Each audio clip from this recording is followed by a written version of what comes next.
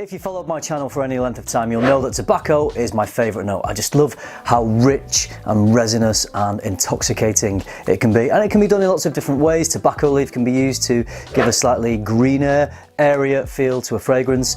So this is a house that I hadn't discovered until late on last year, actually, in 2019. It was whilst I was in New York.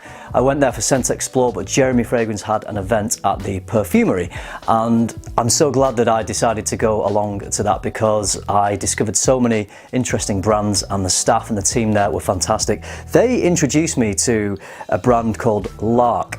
Now this one is their tobacco fragrance.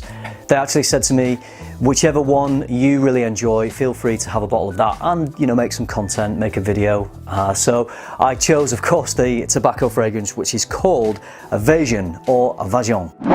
In this, we've got cinnamon, lavender, tobacco leaves, chocolate, honey, vanilla, and cedar.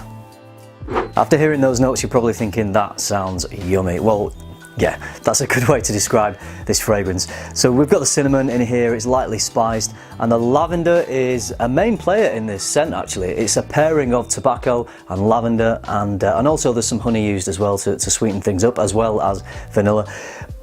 But even though it's got some darker notes, it's got some chocolate, it's got the tobacco, some woods in here, it still has this quite uplifting, bright aspect to it as well, which balances the darker notes out nicely. It may be coming from tobacco leaf, which is, rather than being a kind of woody, resinous type of tobacco, it's more of an airy, slightly green, uplifting use of tobacco. I do think there is a more resinous tobacco in here as well as tobacco leaf. I don't think it is just tobacco leaf. The lavender in here, which is absolutely beautiful, it's not a very potent lavender that you might associate with fougere fragrances that sometimes people smell a little dated, you know, reminds them of air fresheners, house air fresheners, that kind of thing. It's not that lavender at all.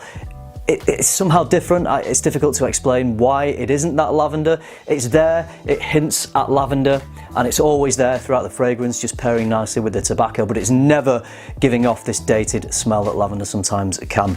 The indulgent parts of this fragrance are the honey, the chocolate, the vanilla. They all smell very natural. I don't know if it's vanillin that's used or if it is natural vanilla, but it certainly just smells very rich and well-rounded.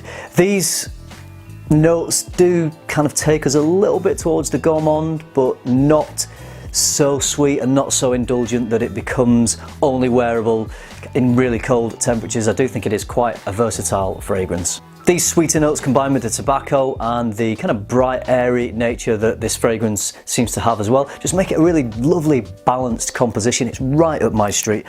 I have it sprayed here and it's just one of those that is addictive. You just can't stop smelling it. I absolutely love this fragrance. I would probably give it a 10 out of 10. It's just so wearable. And in terms of niche, I think it's very accessible, certainly at the accessible end of niche.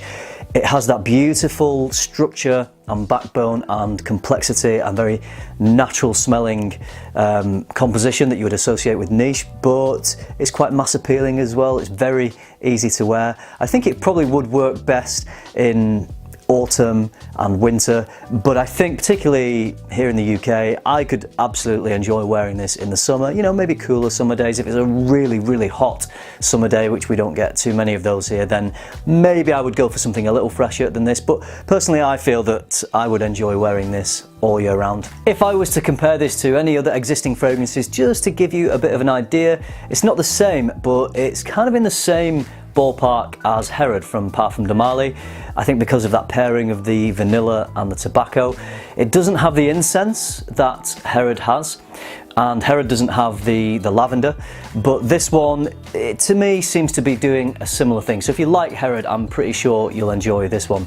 If you wanted to pick this one up, then you can buy this from the place that I got it from, which is Perfumery in New York City. I will leave a link to that store down below. They are retailing this at $198 for 100ml, so kind of mid-level pricing for niche. I believe that the shipping on this would be free within the United States as well. As ever, I would always recommend sampling first. Please always try to sample if you can, and Perfumery do allow you to buy 2ml samples for $8, so a great opportunity to try this from that store. I think you could probably get hold of that wherever you are in the US. If you're in the UK, then Javoy are carrying this, so if you can get to London and you can get to Javoy Mayfair, then go in and give this a sniff. And Javoy are usually pretty good at giving some samples as well, so you might be able to get a sample from Javoy if you go in and inquire about this fragrance. They are retailing this at 157 for the 100ml. So all in all, this is a highly wearable, very classy, very sophisticated tobacco scent. Love it.